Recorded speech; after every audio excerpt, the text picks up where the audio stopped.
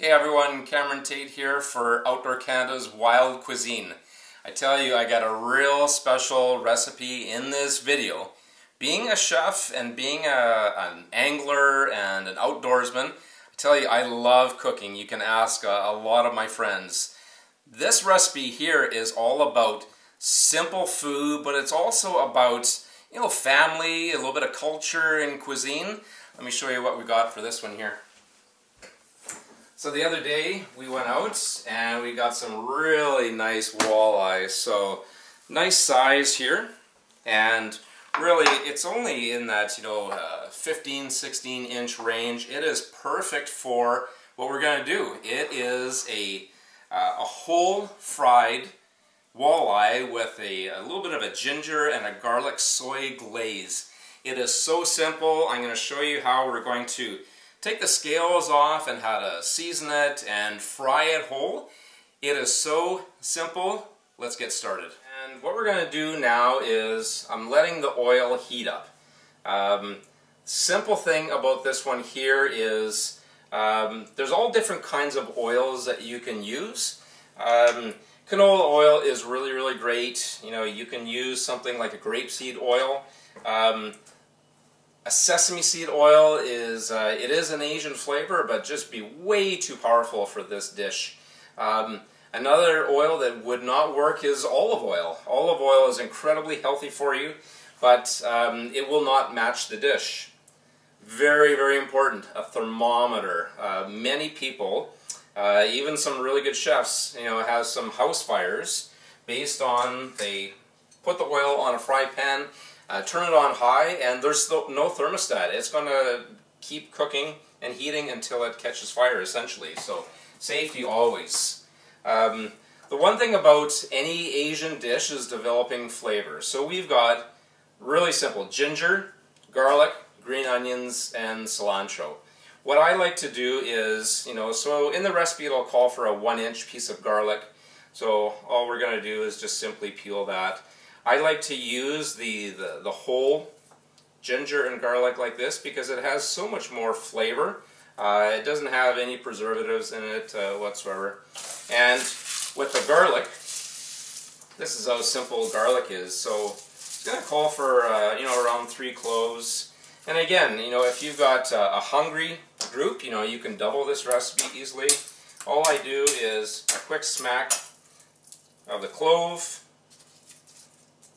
And what you're going to do is sort of take off this papery sort of outside shell here, and essentially it's almost ready to go. In some recipes, all you have to do is put them in whole like that.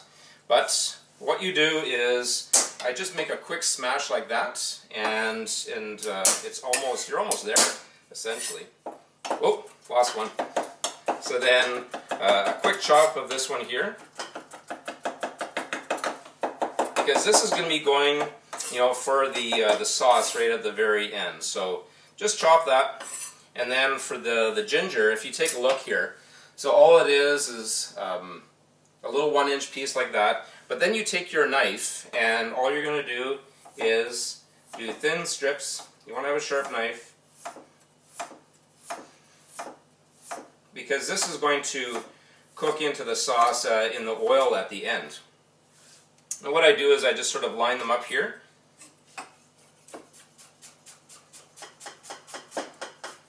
And then sort of do them into like a julienne strip. A julienne is like a really thin, almost like a matchstick kind of cut. Very typical to the Asian kind of cuisine and French cuisine as well. So, and then our oil is almost ready to go. So at that point here that's when we're going to be getting the flour, and then we're going to season the fish and all in the crevices, and then we're going to dip it in the flour and then shake off the excess, and then we're going to fry it.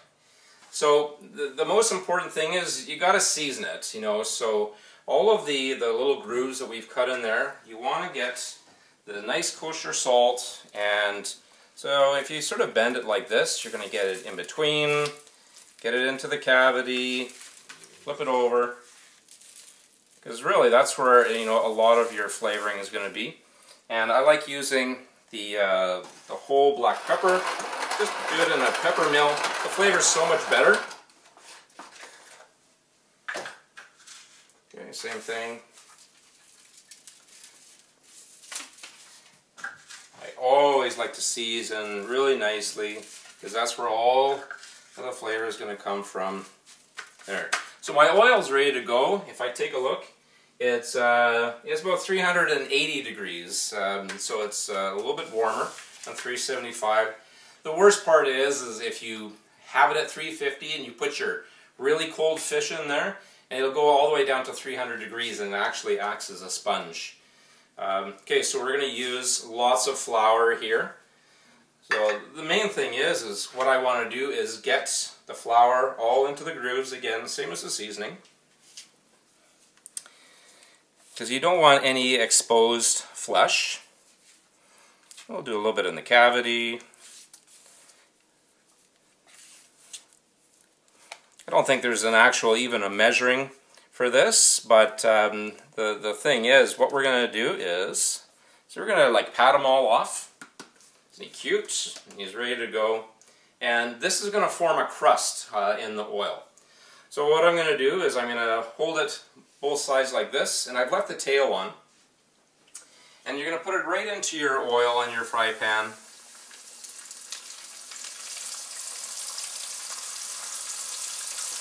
So you want to have the head in there, and then we can fry the tail a little bit later on. But what we're going to do is we're going to cook it around 3.5, 4 minutes on each side. And I'm watching my thermometer, and it's already gone down to 350 degrees. But roughly around 3 minutes on each side. And then we're going to flip it over, and then we're going to make the sauce. It's been around 3 minutes. So if I want, you know, I could flip it over. It's actually dropped down to around 320 degrees, so you can moderate your temperature. I just take a paper towel because the walleye teeth are sharp. So you can just sort of grab a hold of it and sort of flip it over. Look at that, and it's beautiful golden brown. You can also use 2 spatulas, you know, to flip it over, but you always want to take it and flip it over away from you. I think I need to get a larger fry pan, or I can cut the tail off so everything would be on the inside. But regardless, everything's going to be hot and tasty. Alright, let's check to see if the fish is done. So what I do is I take a knife and I just sort of move the flesh aside to see if it's sort of opaque. The first side is beautiful. You see it's like really nice and crunchy. Second side's done. Let's turn off the oil, and you want to use a spatula to get this out. This is a really great one because it's swatted. And I've got a paper towel here all ready to go.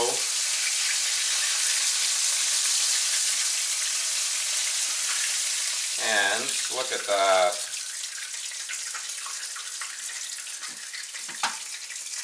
So now, the sauce is going to take literally just about like 2 minutes to make. So we want to tent this to keep it warm, and take this one out. And what we're going to do is I've got a mixing bowl here ready to go, and very, very carefully you want to pour off that oil and just leave a couple tablespoons behind. So if there's going to be some residual flour and stuff like that in the fry pan, that's okay, that's what you want. This oil over here, use it for the next time you fry fish. Alright, here we go. We're going to make the sauce for the last and final step. I've turned off the oil, let it cool down. There's only a couple tablespoons of oil in here that you need, but the flavor is in that oil. That's the most important thing. I'm going to turn it on, just sort of like a medium-low. I've got all my ingredients here. So I got my ginger and garlic. And you know, all the residual heat is still in the pan, which is really great. Make it fragrant, move it around. And we've got some sugar here. Sugar will sort of aid, just bringing out a little bit of that sweetness of the ginger.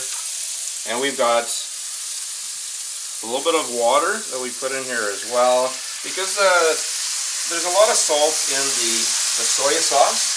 So sort of let that sort of reduce a little bit. And then the Shaoxing wine. This is the Shaoxing. It's you cannot replace it with a white wine. That goes in there.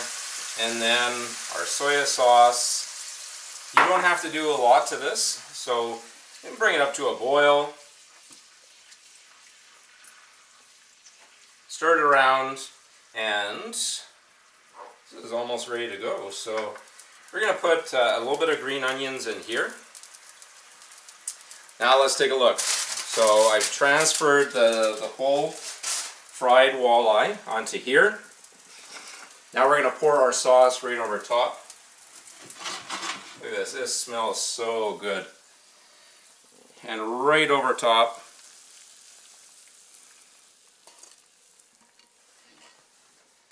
I'm getting so hungry. Now, we're going to take a little bit of this rough chopped cilantro, and you can just sort of sprinkle it on top like that. A few extra green onions. Oh, I went a little crazy. Okay, and then that's it. This is the whole fried ginger garlic walleye. It's absolutely one of my favorite dishes, and even some of my students make this for me. I love it. Give it a try. You will not regret it. Thanks for watching. Cheers.